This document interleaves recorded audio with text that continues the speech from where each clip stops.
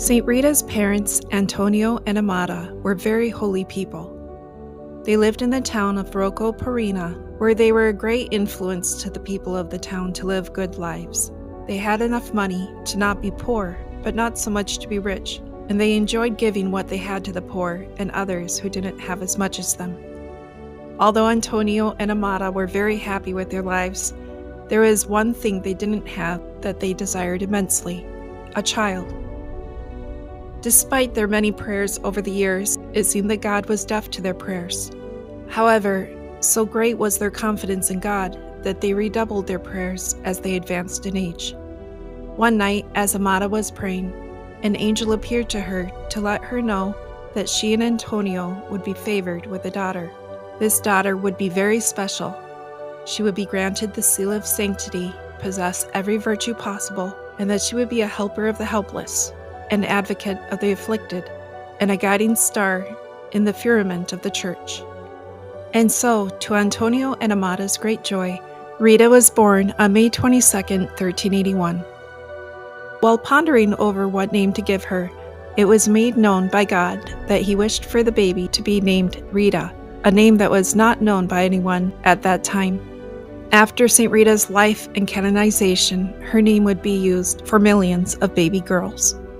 Rita's life would be filled with unusual and impossible things, and God didn't waste any time. The day after her baptism, a swarm of white bees settled around Rita's face as she slept outside, and those who witnessed it were too stunned to shoo the bees away. The bees went in and out of Rita's mouth as though gathering honey, never waking her. Although they didn't understand what the mystery meant, they knew the incident of the white bees meant something. These white bees were indeed a symbol of how God would use St. Rita. Even after her death, the white bees continued to appear. In fact, they appear from the walls of the monastery during Holy Week, and they would remain until the feast of St. Rita, May 22nd, when they became inactive until Holy Week of the following year. Pope Urban VII, hearing of the mysterious bees, asked that they be brought to Rome. After a careful examination, they attached a string of the Holy See to the bee and set it free. The string was later found in their nest in the monastery of Cascia, 85 miles away. The holes in the wall, where the bees traditionally remained until the following year, can be clearly seen by the pilgrims that come to the monastery today. As St. John Chrysostom puts it, the bee is more honored than any other animals, not because it labors, but because it labors for others. And Rita would be used to labor for others throughout her whole life. She lived a quiet childhood. She never played with dolls or toys or participated in games. She preferred quiet contemplation. But just like the bees, her sweetness drew the children to her, and she had a lot of friends. When she was about 12 years old, Rita told her parents that she wanted to become a nun. Her parents listened to her wishes, but their sad faces told Rita her desire to leave them made them unhappy. They answered her that indeed they had hoped that Rita would stay with them to see them through their old age, help them with housework, and possibly even marry to keep the family name.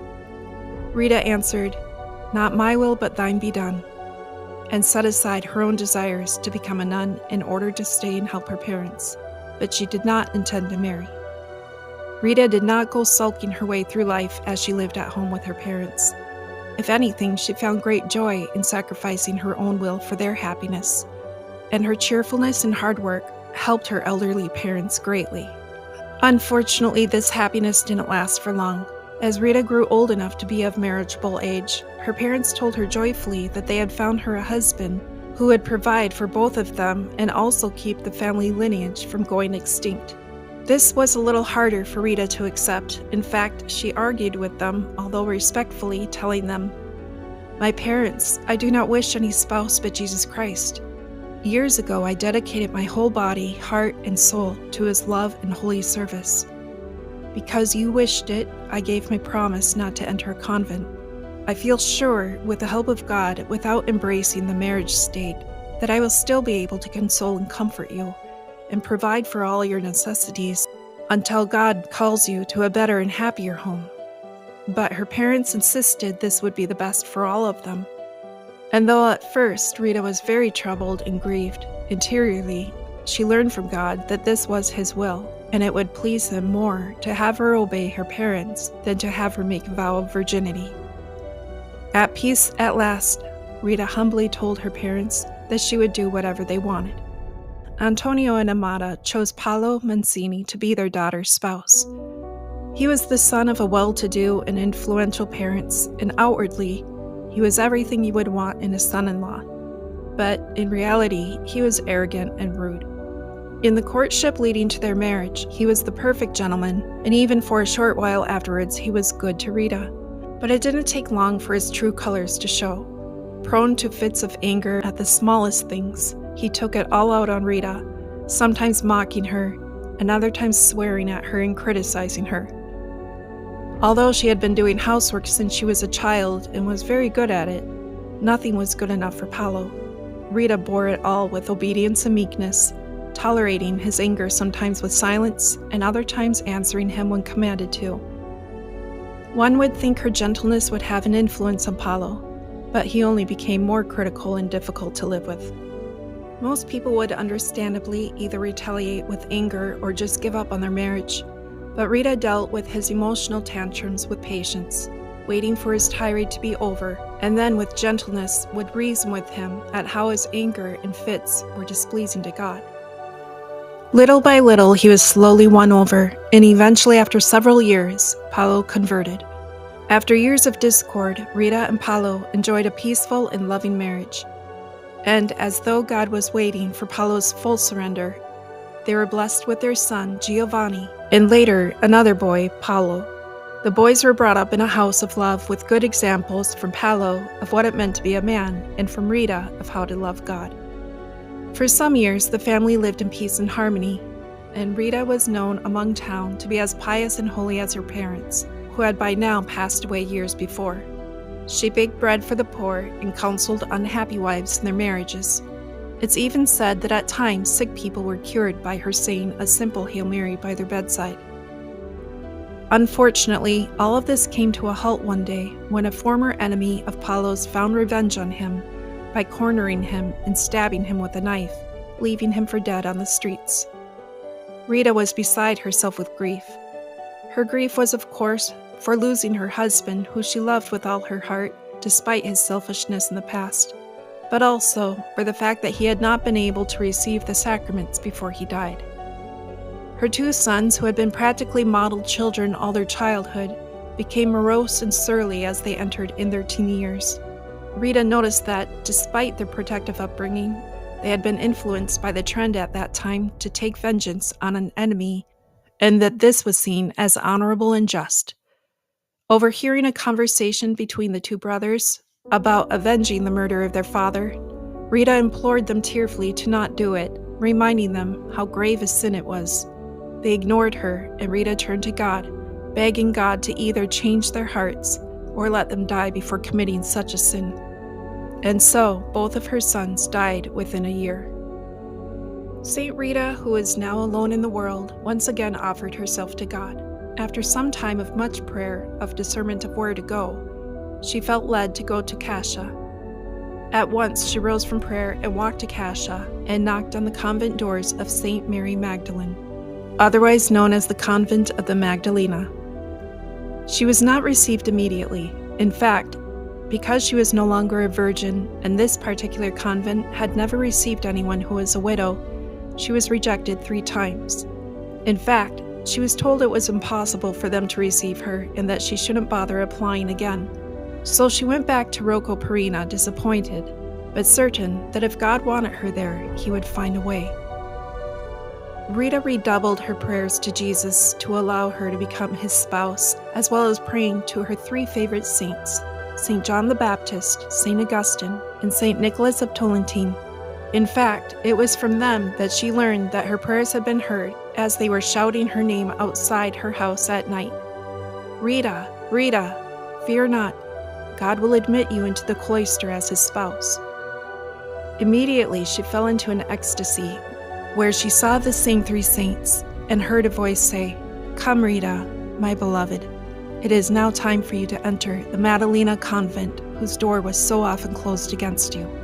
After awakening from her ecstasy, She opened her door, and there St. John the Baptist stood, beckoning her to follow him. He led her to the summit of a reef, where St. Augustine and St. Nicholas of Tolentine were waiting. Summoning her to follow them, they led her along the paths and streets back to Cascia, conversing with each other along the way. St. Rita was beside herself with joy, awe, and wonder, and soon they were standing before the convent doors, which of course was locked since it was in the middle of the night. The saints easily opened the doors of the convent and showed her to enter, saying to her, "Rita, remain a rational bee in the garden of your spouse, Jesus. Love him with all your heart and soul, and your eternal salvation is secure. Return thanks to God for so great a favor done in your behalf. Praise his infinite mercy, and publish that nothing is impossible to God. Rita, the impossible is overcome in your behalf." They then disappeared, leaving Rita to herself inside the cloister. In the morning, the nuns were more than a little surprised to find a strange woman standing inside their cloister. Upon asking who she was and how she got inside, she answered, "I am that poor widow of Roccoparina who many times asked to be admitted as a member of your community, and was as many times refused as unworthy of so great a happiness. But know, beloved superioress and sisters, that God, wishing to do me a singular favor, sent last night to my house in Roccoparina his precursor, St. John the Baptist, accompanied by that Son of Heaven, St. Augustine, and that Star of Heaven, St. Nicholas of Tolentine, to conduct me into your midst. Nevertheless, I ask you, in the name of that God who has favored me with his mercy, to accept me as a member of your community." And then she told the entire story in great detail. The nuns listened in amazement, and in one voice cried out that they would accept her as a companion, and humbly asked her forgiveness for turning her away so many times into their home. Rita was immensely happy in her new home. She soon took the habit and made her vows. One day, she had a vision of a ladder stretching from the earth to heaven. Angels were ascending and descending by it. She heard a voice say, "Rita, if you wish to unite yourself to God in heaven, you must climb this ladder." Rita understood by this vision to be careful about not letting spiritual pride hamper her progress in spiritual perfection. And although she was already very much advanced in virtue, she became even more attentive to never making the mistake of relying on herself, but only on God. One of the steps to heaven is obedience, and the superioress of the convent, wanting to test Rita's obedience, asked her to water a dead plant every day. Obviously, bringing it back to life when it was already dead was impossible, but this was not the point of the request, but rather to test how humble and obedient Rita would be. So Rita watered the dead plant without word of complaint, and God, rewarding her obedience, made the plant come back to life, much to the amazement of the community. The plant didn't just come back to life, but flourished new leaves and buds and flowers, and was the most beautiful plant of all the plants in the convent. Poverty was another virtue Rita worked very hard on. It's said that she only owned one habit and lived the rest of her life in that habit. She was also buried in the same habit. When asked why she preferred to wear this thin, patched, and worn-out habit instead of wearing a new one, she said, "I wish to imitate my spouse in his holy poverty." She also made her cell as poor as she could. She slept on a hard bench with a stone as a pillow. The only decoration in her cell was her crucifix and a few holy cards of the life of Jesus. Never once was she ever heard to say, "This is mine," or "That's yours." She told her sisters, "If you want to advance in holiness, you need to give up all attachments of this world." In those days, it was common to practice severe penances such as scourging oneself, wearing hair shirts, and fasting, and Rita used them all. She scourged herself 3 times a day, once for the souls in purgatory, the second for the cloister, and the third for all souls in mortal sin. Many times the devil would appear to her to tempt her with vanity or sins against purity, and she would either throw herself in the snow or scourge her body to make her soul stronger. She ate only once a day, her only meal being bread and water. She would often spend most of the night in prayer and ecstasy. Soon her holiness became so widely known that people from other cities began to seek her out in the convent, although Rita preferred to be left in solitude. Still, she took this as a sign from God that she was meant to serve them. Most sick people who came to her were cured by a single prayer, and very few left disappointed. One mother came running to the convent to beg Rita for her prayers when doctors told her that her daughter, who was very sick, would not get well. Rita said to her, "My good woman, have faith. Your child will not die. You will find her well again when you return home." As soon as the mother left, Rita hurried to the chapel to pray and beg God to spare the life of the child. Her prayer was answered immediately, and to the mother's great joy, when she came home, she found her child well. One day, while listening to a sermon about the sufferings of the crowning of thorns, Rita was so moved that she begged the Lord to allow her to suffer even just one thorn from his crown, so that she might better know and understand his pain. Jesus appeared to her, and with a bow and arrow struck her forehead with such force with a thorn that she would have fainted, had Jesus not supported her long enough to feel some of the pain that she had longed for. When she was able to speak again, she thanked God for such a singular grace. When the other sisters saw her the next day, they were very surprised to see the wound in her forehead, but they didn't know where it came from, nor did Rita tell them her secret. The wound became more painful by the day and became so ugly that it caused the other sisters to become sick just to look at her. Not wishing to burden the sisters with the ugliness of the wound, she spent most of her time in her cell in prayer. Soon, the wound became infected with little worms, which Rita called her little angels, and they would feed upon her flesh. The miraculous wound in her forehead was found out when Rita asked for permission to join the sisters to Rome for the Jubilee year.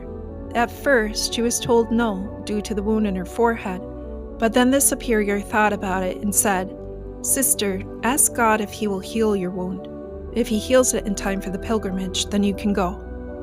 So Rita immediately prayed for this request, and miraculously, the wound healed and her flesh closed up the same day that they were about to depart. Afterwards, upon arriving back at the convent, the wound instantly reappeared, convincing the other nuns that this wound was indeed from God. For the last 4 years of Rita's life, she suffered a sickness of real love sickness. This sickness started after Jesus allowed her to experience the same love and joy of seeing the beatific vision, which we normally can only see after death, as we would die of love and joy. But Jesus allowed her to be tormented in love without dying, along with suffering from the wound in her forehead. During these 4 years of her sickness, she was only able to survive off the body and blood of Jesus. One day, a cousin came to visit her. After a short visit, the cousin asked Rita if she wanted anything before she left. "Yes, cousin," Rita answered. "Please bring me a rose from my old home in Rocco Parina." Her cousin didn't understand this unusual request since it was the middle of winter and thought that maybe the sickness had gone to Rita's head. But to satisfy her, she did go to her home in Rocco Parina, only to discover a beautiful red rose which had bloomed on a dead rose bush. She brought this rose back to Rita, who cried in thanksgiving to God. The rose was passed from sister to sister, who could not get over the beauty of the miraculous rose. Once again, God proved that nothing is impossible for him. Because of this miracle, to this day, roses are blessed in all Augustinian orders around the world on the feast of St. Rita and distributed to the faithful. It was revealed to St. Rita by the Blessed Mother that Rita would be taken to heaven within a few days. The sisters, having learned that Rita would be leaving them, tearfully gathered around her bed. She said to them, "Sisters, I'm not afraid to die. I already know what it is to die. It is to close the eyes to the world and to open them to God." After receiving the sacraments for the last time and bidding her sisters goodbye, Rita died, and one of the sisters saw her soul leave her body and fly to heaven assisted by angels. It was May 22nd, 1457. She was 76 years old. Immediately after her death, her cell was filled with a supernatural glow, and from her body came the smell of roses. This odor filled the entire convent, compensating the horrible smell that had come from the wound in her forehead. The little worms in the wound, Rita's little angels, turned into dazzling lights, and the wound shone from her head like a sparkling ruby gem. Her body and face, which had been emancipated from years of fasting, suddenly became years younger, and her face was more beautiful than it had been in life. her body looked nothing like death, but only like it was sleeping peacefully. At the very same moment Rita died, bells in all holy places of Cascia began to ring by angels.